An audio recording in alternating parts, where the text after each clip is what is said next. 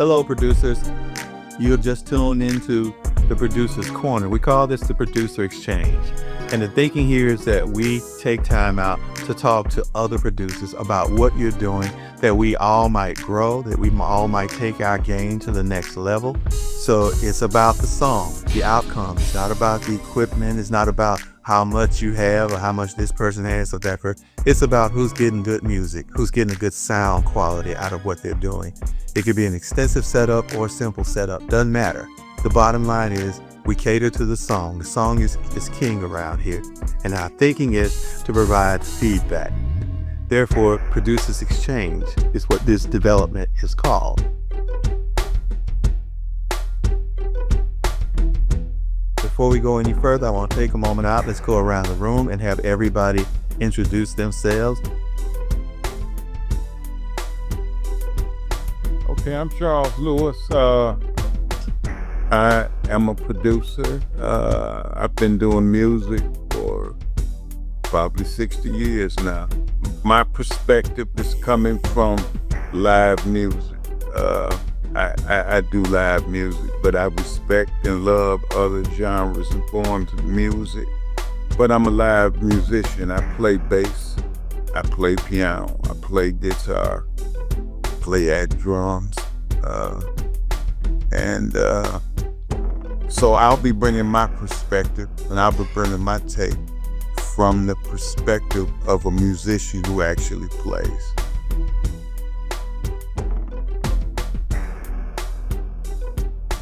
Mac Beats, your favorite producer in the whole wide world. I'm a producer for a minute, and if you listen close, I am going to be your favorite producer and your favorite engineer.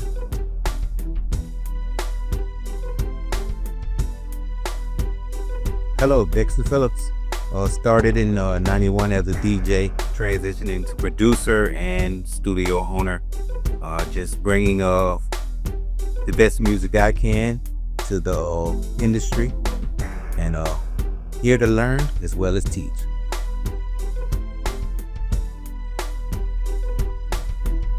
Okay, I am Dr. Solomon Pollard. Everybody calls me Dr. P, so from now on I'll introduce myself as that, Dr. P. I've been producing for about 35 years.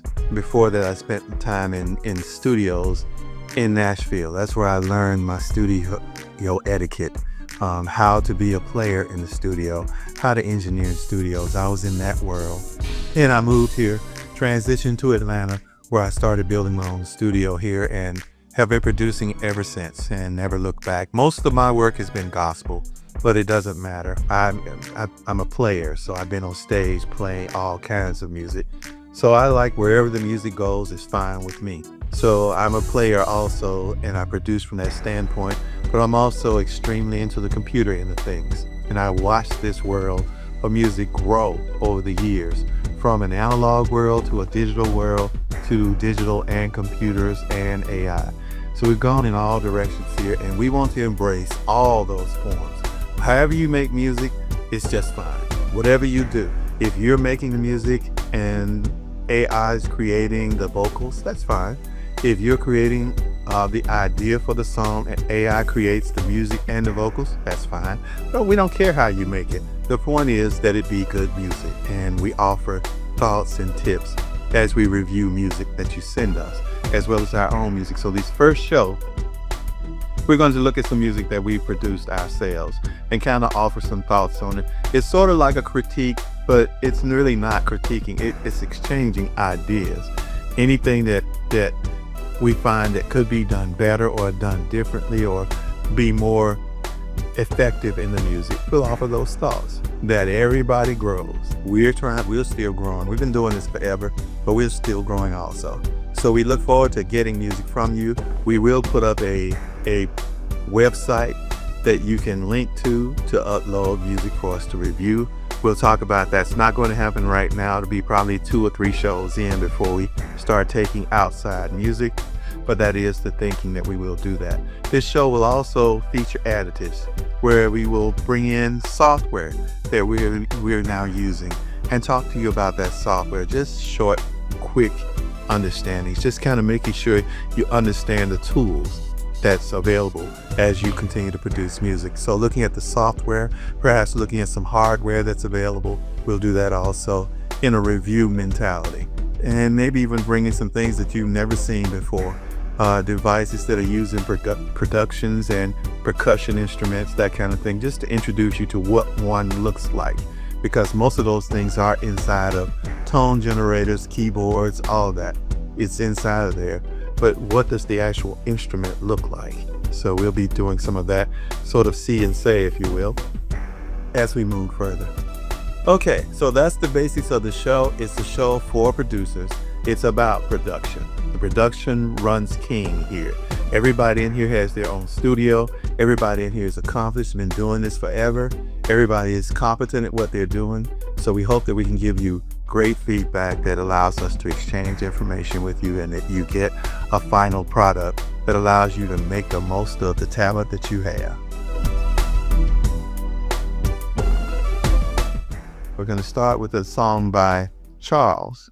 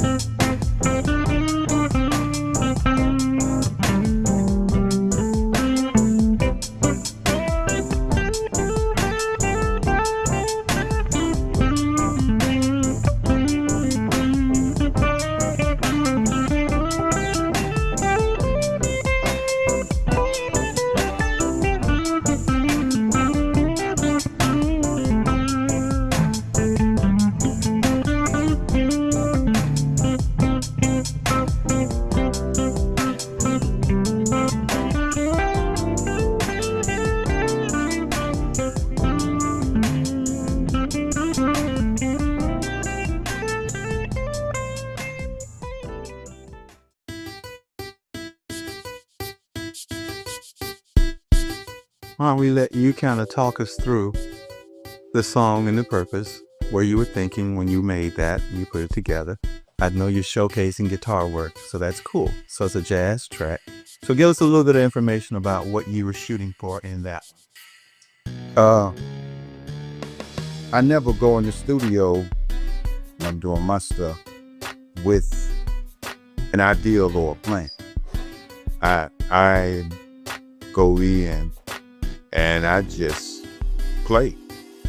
You know, I think with that particular song, I had a beat in Halion 7. And I put the beat on and I ran the beat for 100 measures. And then I started playing chords on the keyboard. I found a keyboard that I really liked, an Alley i7, and I started playing the keyboards. And as I was playing it, I didn't want to make any changes. I didn't want any changes in the song. I just wanted the song just to play, and I don't know why. But I didn't want to make any changes in the song, except for that bum, bum, bum, bum, and that was spontaneous. Just happened. I didn't plan it. So once, I wrote the keyboard parts down, I picked up the bass and I started playing the bass. And I probably should have brought the bass up a little bit more, because as I'm listening to it, that's one of the things that I hear is that the bass is kind of a little too low. I think it's probably every time I play, I just play. I don't practice it. I don't have a set. I just play. I don't know. Maybe that works for me. Maybe it doesn't work for anybody else, but that's my process. If I have something that I like, I just play over it. And I just play whatever is in my heart at the time. And I try to play with a lot of emotion. That's what I hear when I listen to that. Yeah. I hear it's just you paint a picture for me. That's what I see. I see a picture when I listen to that. About 3 o'clock this morning, police closed off I-20, and everybody got mad and started turning around going up the up ramp. And if I would have been able to play that while that was happening, I probably would have felt better about having to take the long way. It's like I just want to listen to that rag somewhere and just enjoy the picture. Cool. Really jazzy. I like it. Stanley Clarke. Put me in that thought process. Some of the great jazz guys were real nice. I like the drums very much. I like the drums. I think you do very good drums. I complimented you on that before about your drums. They're real nice and they sit in the pocket. I like that. Good job.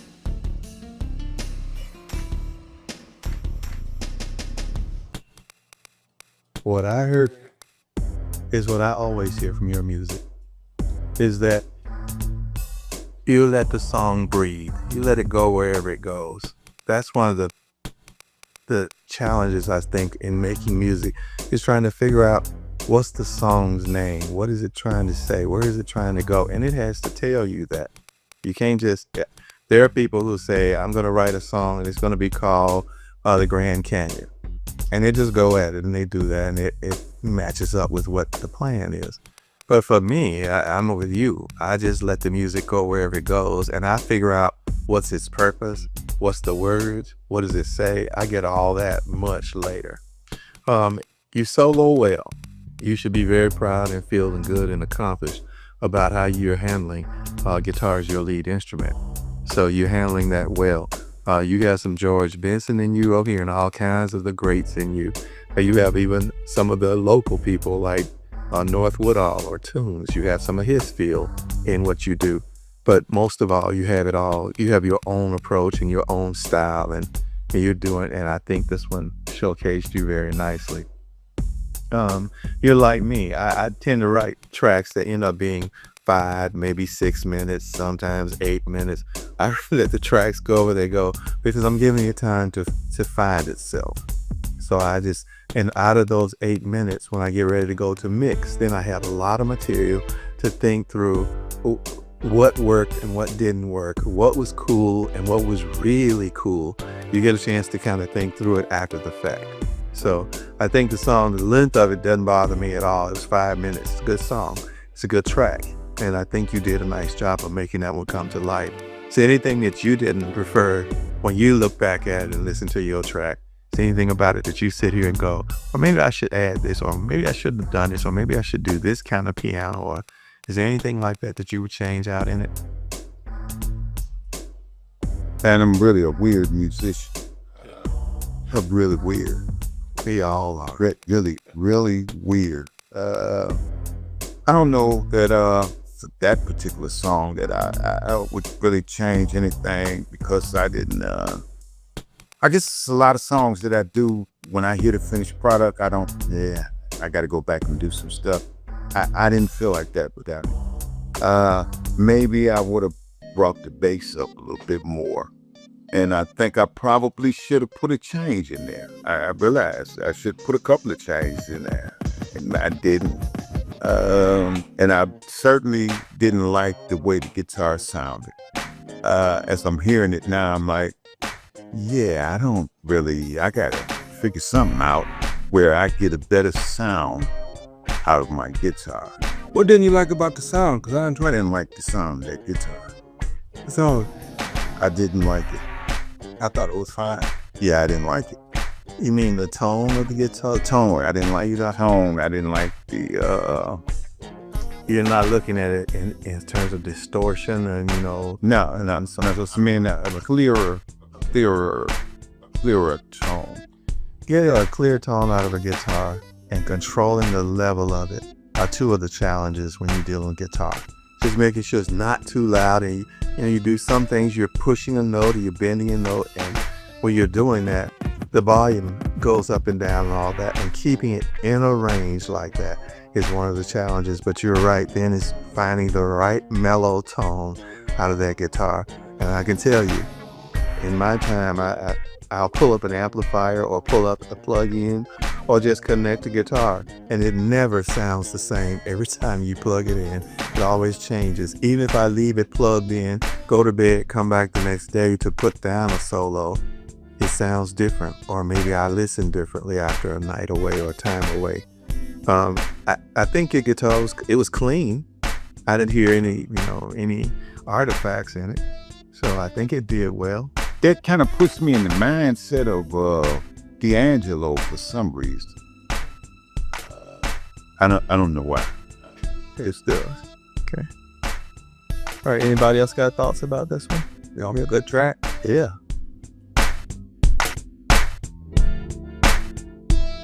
Mac, you're up. So we're gonna do your track next. May have to work with levels to make sure everything is where we need it to be, but let's go with that.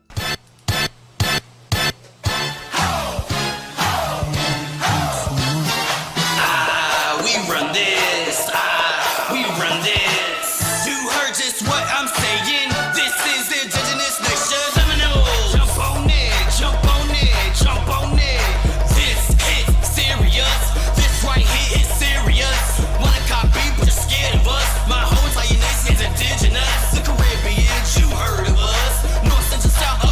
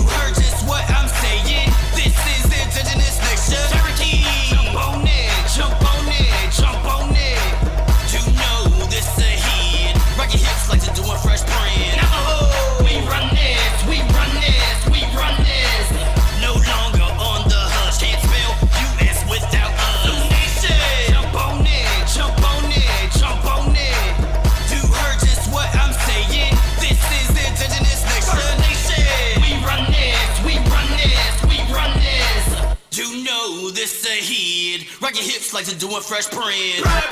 We run this, we run this, we run this. This hit serious, this right here is serious. When I caught beef, but you're scared of us. My whole entire nation is indigenous. The Caribbeans, you heard of us. North, Central, South Americas. Hold up, take a piece of this peace pipe. I'ma show you MCs how to rock a mic. Indigenous, jump on it. All nation, we run this. No longer on the hush. Can't spell US without us. Tell us a little bit about that one. So this is serious. So we started out just having a conversation about history and about the nations that were here before Columbus came, and how that relates to what's going on today. So he wanted to jump on a Apache record, and he wanted me to sample them. I said, why would you want to sample that? Been sampled once or twice. He like, nah, I gotta do that one. So I started playing around with it, and we came up with something, and it's in there. He's saying some strong stuff. He bringing that passion through the flow, and that's one of the things that drew me to want to work with him, is because he's know what he's talking about, and he's passionate about it, and he's a lyricist. Cool. How long ago did you do that? We did this one a while ago. We had to get the clearances, and that took a while because you gotta go through a couple channels to get stuff clear properly, and that kind of pushes people on the independent circuit away from sampling, which is what I was kind of doing at first when he first told me what he wanted the record to be about. Okay. So for the remix for this one, I think we just got to go straight out, no sampling. Okay. Yeah, I got you. But that worked nicely together. I mean, I think he delivered on that track. At least it feels good to me. Did you think that too? Or? I enjoyed it. I enjoyed it every time I play it. Yeah. Cool. I can't jump and dance around here. I knock everything over, being $300,000 worth of deck 10 minutes. I got you, man. Yeah. So what made you put those congos in there? The Congos, I had, Because I think that made the song for me. thank you, man. I had to because the traditional music of the natives and the West African people that we come from, it's a combination. They say it's just everybody was brought over here. No, people was coming over here already. It was already dark-skinned, nappy-head people over here. And so that was a necessary component of anything that you do about those people and about those nations. You have to include that, and that was like my favorite part. Like I was just sitting there. That was. So when is that coming out, man? That's dope, man. It's already out on YouTube. So I can get that now? You can get that right now. I might spend some bread for that. All right. Thank you. I appreciate it. So I like that, man. I'd like to bump that in my car when ain't nobody in there and just turn it all the way up. Right. Turn it all the way up. It's about you, us, all that. Yeah, I really like that. And I'm proud of you, man. I didn't know that you had that in you, man. I appreciate that, y'all. With the artist, is he a local artist? Yeah. Rapstar is from PA. We actually met through a mutual friend, Lil Luciano, Miss STS. She put us together. She knew our styles, and then after we connected, we just went into a deep conversation about music, about everything, and this kind of came out of that. Is it a one-off, or you guys doing a mixtape or anything? We got a remix of this one coming without it, and then he got another song called Ice Pick. Y'all really gonna like that one.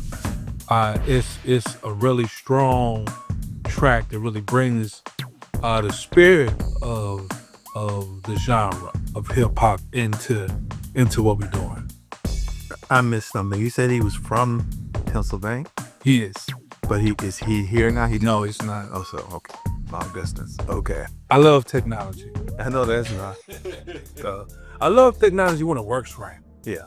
Because when it don't work right, I hate it. Goodness, yeah. And I want to do anything else but be close to a computer when it doesn't work. I hear you. And around the window, just Yep, I hear you. I like what I was hearing, man. It's saturating the low end nicely, where you have to have that. You know, when you go into the clubs, you bringing up that much energy. You got to drive the subs. You got to. So that was nice. Yet it was mixed in a way that it wasn't all that I heard was the boom. The boom is there, and that's necessary. But it also was nicely done and nicely mixed. I like the sprays from the horns. I always like that. I always thought, give a horn player a song. Give them a chance to bring, because we'll see. Yep, because we're settling further and further away from classical instrumentation, where you actually bring in the people, the all the instruments you bring in. You pick and choose across a full palette like that. So I thought that was nice, man. I thought he brings a powerful presence to his rap. That was nice, man. It was right on top of it. And I think you were instrumental in putting that beat together so that it worked and it kept the energy level up high. That's always important, that the energy stay up there. If you start out with energy, you got to keep that going. And in this case, a lot of songs build from low energy to high energy at the end, but yours started out up there and it stayed up there, and it never dropped off in the middle. It didn't go to something ho-hum. It stayed at that energy level. That's a challenge. And to you as a producer, hat is all to you, man. You made that happen. I appreciate it. Yeah. So he's cool, man. I think that's Yeah, because I'm 67 years old and I like that. That's saying a lot. I'm glad I could reach you. Yeah, absolutely. Yeah. Cool. Any more thoughts? Anybody?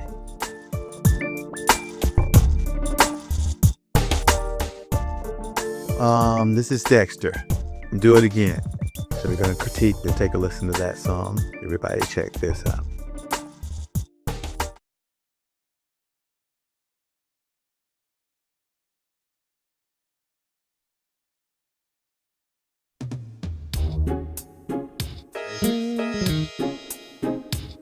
That's what I'm talking about. Could start with the basics. Give us a little bit of insight about the track, where it came from, how long ago it was, that kind of thing, as you said. Okay, that track was produced probably 2 to 3 days ago. I was challenging myself to make a beat in Logic using samples. And I was struggling to find the sampler that's located in Logic to perform this. So I ended up just dropping the whole song into Logic and chopping it up via just finding the transit points of the song and the parts that I like in particular. And came up with a bass, found a bass line that I thought was possible, but it was one of those 808 like long bass line with no calls in it. So I had to chop the bass line up also just to let the song breathe and let the sample fit into those spots. And found a nice little drum pattern and put it all together, and it came out well the first time. The raw production, I think, is really, I like it. It's a lot of energy, but it's not tame, it's not level match, but it's jumping all over the place, but it's just so happy. And a lot of people like the song. They say it's full of energy, and the sample is by the Staple Sisters, the Staple Singers. I think Staple Singers, yeah. Let's Do It Again. So I clicked that sample, and it fits well. It's cool, but yeah, made in Logic. The original song 80 BPMs, but I sped it up to 98 to give it a little more energy. Cool. That's it. When you pull the original sample, the sample of the song itself, then there's the separation of the vocals off the top maybe some instrumentation. I think I'm hearing violin runs, that kind of thing in there. How did you separate the stems out? Oh, there's no stem separation. That's just the complete song. Use a little EQ to filter some of the stuff if you wanted to sit down, be tucked up under. But most of it is the beginning of the song. A certain part in the middle, and that at the end where it faded out, that is actually the end of that song. Let's do it again. Fading out, right out. Faded out exactly with the sample. You worked that, man. That's tight. I think it worked out very nicely. So I'm just gonna let me shut up and let everybody else offer their opinions in this. I'm just gonna be brutally honest with you, man. I'm jealous.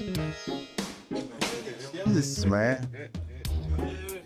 Yeah, I'm jealous, man, because I play live instruments and stuff, and I can't make nothing that sound like that.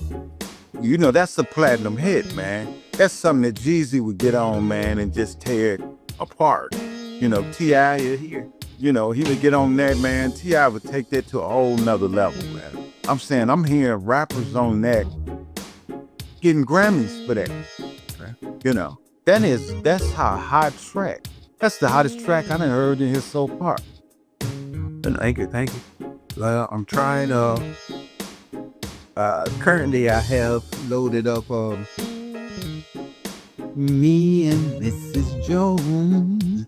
That song, when I put it into the BPM finder, that song varies from 95 BPMs all the way up to 103.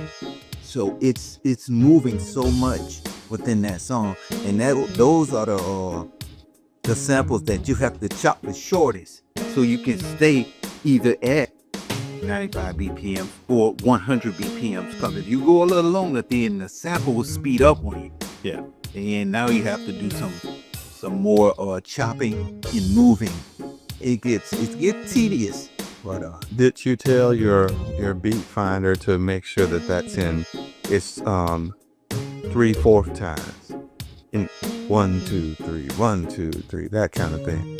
Because if it's doing it in fours, it's gonna be all over the map. But that might be one of the things. I don't know. My time signature. Yeah. Okay. Yeah, I will try that. I didn't think of that. Excellent point. Yeah. So this is tight, man. I really like that song, man. And I think that you could sell that song and make a lot of bread off that song. Well, thank you. Matt, did you hear the corrections I made? I definitely did. When I first heard it, you sent it to me. It was a lot more active when you first sent it to me, and you kind of engineered it, and you changed the stuff around for the better. Thank you. Like I said, I tried to tame it.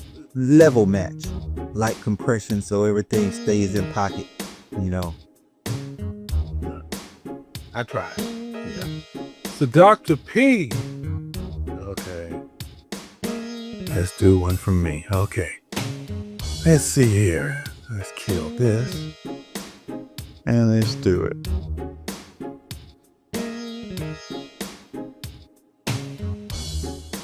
Let's see what we got here.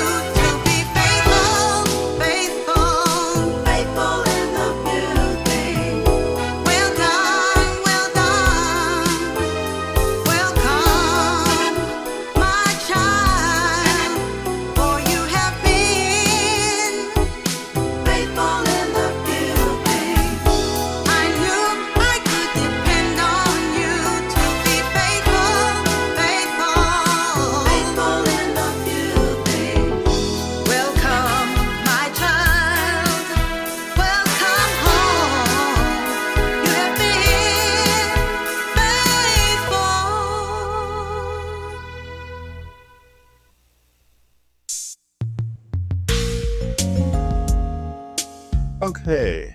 So what were you thinking about when you wrote that? I remember I shared with you guys a story. Good. Okay. The story about a young lady who came over here and she was having troubles in her life. She was working in her church. They were asking her to work with the children in the church, and that was overloading her because she was already in the choir. I mean, it's only so much time you can expect a person to want to contribute their time to. So this was overloading her. She didn't really she didn't feel led to be a Sunday school teacher. Yet, she explained to me that the children loved her. When she gets to church, they're jumping out, they're coming up to her car before she can get out and all of that. So she was getting a warm reception based on her teaching of the children. She has a real soft mentality, really soft. And it was going well, but she didn't want to add that one thing. And so I asked her the question, well, if you don't do it, is there anybody else who can do it? Just point them to somebody else. And she said, well, no, there's nobody else. And I explained to her in my Christian walk, it's been that question always. If I don't do it, then who is going to do it? And therefore, I end up doing a lot of things because there is nobody else who's going to work with this person or that person. I started my company of producing people with the understanding that I want to produce the people who can't afford to be in a studio like this. You know, I want those people. Send me those. I could work with the heavy duty gospel people or the R&B people. I can work with anybody. It doesn't matter to me. But I choose to invest myself in those who can't afford this and give them a chance at it. Because in my world, they're asking me a simple question. Do I have what it takes to sing for the Lord? I mean, what kind of dummy would walk away from that? Of course you do. Just give me your best. Bring whatever you got. So she was that person. That's what she came in with, that issue of how am I going to do that? I don't want to add that. I don't really want to do this. And the moment I said that to her, if not you, then who? She was like, okay, you're right. And she went ahead and the story goes on. She did do Sunday school work. This song, I just wrote it, gave it to her, said, here are the lyrics. She sat in the booth, rewrote some of the lyrics so she could flow off of it better, you know, the way I think through it and the way she thought through it. It's a little bit different, but she did that. And then she ate it. She ate the song. And she did her own background vocals. I put together, gave her the chord structure, walked her through vocals one at a time, got those done. And I think the song turned out really nicely. Everywhere she sung that song, she was well received. It was a warm reception. So I think it turned out very nicely, but her name is Claudette. And I'm at this point in life, having produced so many people where I did not have an outlet. When I finished the song, I didn't have an outlet. Send it to who? I don't know nobody at Sony Records. I don't know nobody at RCA. So since I didn't have those outlets, I do have those now. I can put songs out on iTunes and everywhere. As many as I want, anytime I want. So now having that capability, I'm revisiting some of the songs that I had done that I thought were really nice, and I'm going to really put those out there. So this song, along with one other one that she did, we're putting those out either next week, this week is coming up, or the week after that. Pretty much this is a mix. So I'm getting ready to put this one out, and probably the other one that she did, which is a hip-hop song. It's about the songs. The song is designed to inspire people, to encourage people. Yes. So what did you think, Dexter? Oh, I loved it. What does it remind me of? More of a late 80s, early 90s feel in the track. Instrument selection and song structure.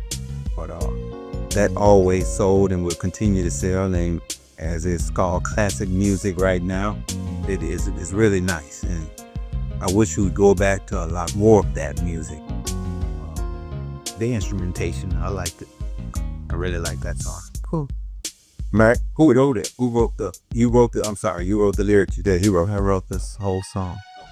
She didn't have the lyrics, but she had the ministry underneath it. The stuff the trials, the tribulations, the testing, the things that the Lord trusts you with that you don't want. You want that to happen, but there it is. You dealt with it. Where when you go through a test, there's a testimony behind it, and she had that. So I just put lyrics and music underneath it. So. like 8:30 this morning when I got up, thinking I was gonna be able to do everything if I set that point. It was a song that goes off sometimes when I wake up. I want that song to play now. When I wake up, it's like sound like something to get me up and going and moving. Yeah, like inspiration. Inspired by the So I got some really weird questions because I'm weird. I'm from somewhere else. What made you pick that piano sound? Because it matched her voice. That's the reason I have about 6,000 pianos in here. I have to find the right one that matches up with the voice because I prefer music that's singing. I'm cool with rap. That's a different mind. Because that So stuck out to me, listening to it. I was like, dang, where can I get that keyboard at? yeah, it's in that rack somewhere. That's why most people threw away all their racks of equipment. I got samplers over there across the board with just about every instrument you want. That keyboard just slapped me in the face. I was like, man, I got to get a hold of that. Okay, Deuces Exchange. that's what I'm talking about. I'm trying this to be a nice track, man. I like that track. That was really nice. And I think once you release that, I think it's gonna do awesome out there. I really do. I really think that track is gonna probably be bigger than you could ever dream or imagine. Well, I hope so for her sake. I hope. I'd like to do. I'm a middleman. I'm the producer. I'm the one who's going to make it happen. I'm going to make it come together. The project that you hold in your hand, that CD. I'm that person who makes that happen, no matter what. Whether they're easy to work with, hard to work with, doesn't matter. That's what we producers do. We get it done.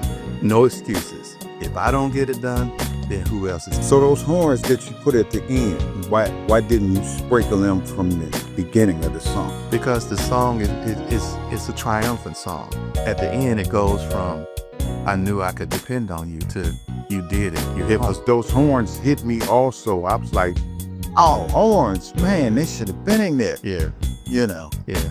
I like horns too, and I like horn sections. I like arranging horns. You got your usual kit. Those horns, trombone, tenor, and trumpets on top of that. Yeah, because I got a Halion 7, and that Halion 7, man, has probably about maybe 100 electric piano, and then it has a Steinway, and that's insane.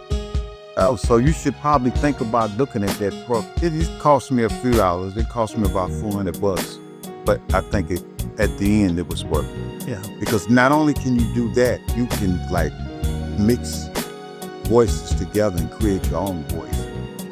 Okay, I see that Roland and underneath the leaf. Right here, I can't see what the name of this is because I can't see. There's Yamaha, but this is Yamaha. It's Yamaha something. Yeah, that's what it was saying. Yamaha motif. no, motif. That's what that is. Motif. Yeah, the trident is at the top, at the white one, and the motif is at the bottom down there. Motif is more. It's thick, it's full, it's rich. All the sounds in there are to die for. The trident is the same way, thick, rich, and full. So those two are my go-to. But the motif, as you look through the instruments, they are organized better.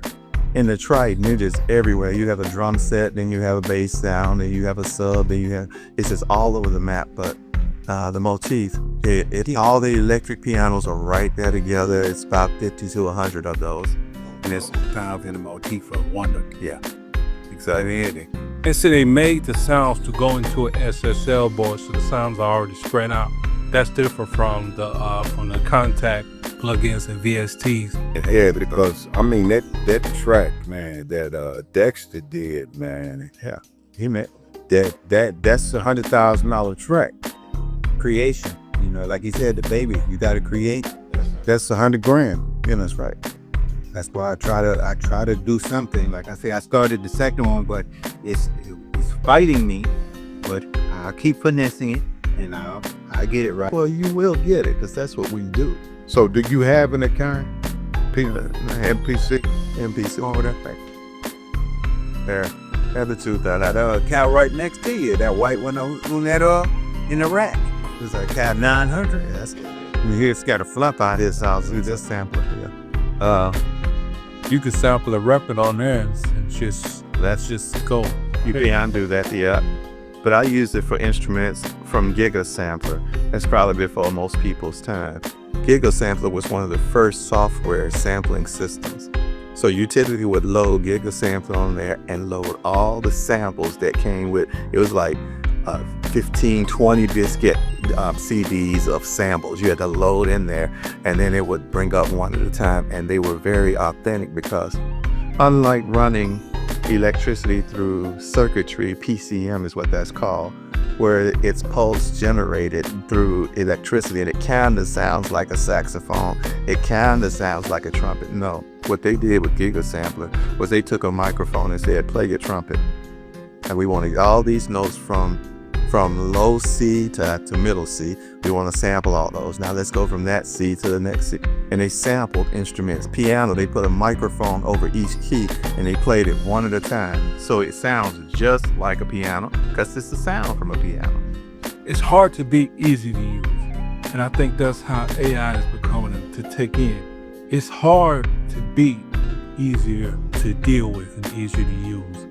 And it's easier for me to hit that keyboard and play an electric guitar sound over and over again.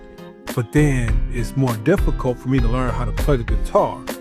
So when I listen to people who are playing a MIDI, and in records you can help tell the difference between Charles playing and a MIDI player. And you can still tell the difference today from Charles playing and AI. When Charles plays the guitar, AI can't replicate. AI could come up with many things, everything that has come up before and during it. But there are certain things, certain elements in music that a computer might not be able to do offhand. I think some have to come from a heartbeat. There are nuances to an instrument that when you click a note, when you play a note on a guitar, the way you slide into certain notes, the way you end certain notes, the way you chuck on a guitar, all of that are the nuances that go along with playing guitar. When you move your hand from one place to another and you hear the squeak across the strings, all that's in there, and that becomes a part of the expression that comes out of that instrument. And yes, whatever I do in MIDI does not help. They give me samples in there with guitar squeaks. So you can do that and you can figure all that out. But no, it's better if you're looking for authentic sounding. And you need a player who can play it. Or you have to go through the extra work in the sampling systems of making it sound that way. But I get what you're saying. If Charles, when he plays, yeah, that's him. And these are two of my favorite guitar players, Charles and Tunes. He has a southern, I guess that's a blues feel. He does this stuff. I think he has a guitar in his house, and when he goes to sleep, he's playing it. Oh yes, Like, it's just natural. So real quick, let me tell you a Tune story. My sister said, I'm gonna take you to a concert. She took me to a Tunes concert. So ain't no audience there, but they still banging. And I just got up and walked to the stage. I was like, hey man, I play guitar, man. I just got out of prison, man. I did 43 years, man. You know, when do y'all rehearse? And I went and sat back down. He came around after they break and he saw me and he said, hey, man, I'm gonna introduce myself to you, man. I'm Two Tunes. You know, I'm North Woodall, and we shook hands. And he gave me his number. He took my number and he said, hey, man, I'm playing next week, man. Come out to the show and I'll, put you on stage. Okay. I said, man, I don't have a guitar. He said, man, I'll come get you, man. So my sister, she took me shopping. She got me outfit. He came and picked me up and I played. And, and he put me on stage, man, 2 weeks out the penitentiary and let me play with him. Yeah. Super solid. Then he let me open up for him one show and he said, hey, man, I don't know how to tell you this, man, but you need your own band. You're not a backup guitar player. You need your own band, bro. And so, we still very close friends right to this day, man. But that's who Tunes is. He caught me and took me places that I never dreamed I would go. Let me play. Right. Let me open up for him, you know. So I got Man Love Jones. Well, I've enjoyed this conversation among producers, and we invite you who will get a chance to see this to join us, to be one of those people who's connecting to us. I'm not sure if we're going to turn this into a live broadcast in the future where you can be online with us, you know, some type of online approach. But we will invite you, and in the meantime, you hear us sharing our learned lessons, our case histories, the things that helped us to get to where we are. Nobody started out where we ended up. I mean, when the first person came to me and asked me to produce them, I didn't have nowhere near this. I had a piano, an upright, old school piano. Most of it was out of tune.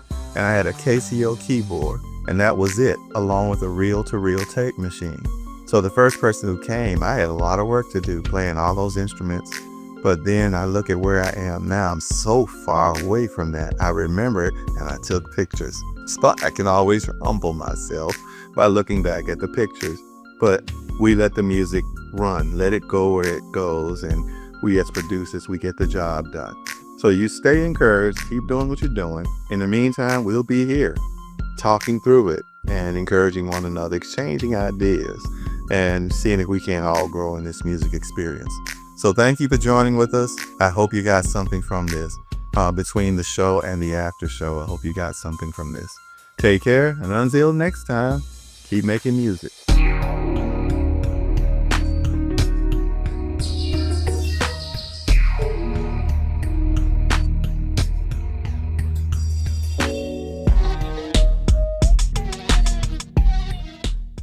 The views and opinions expressed by the host of this show are not associated with FIA Broadcast Network or its affiliates.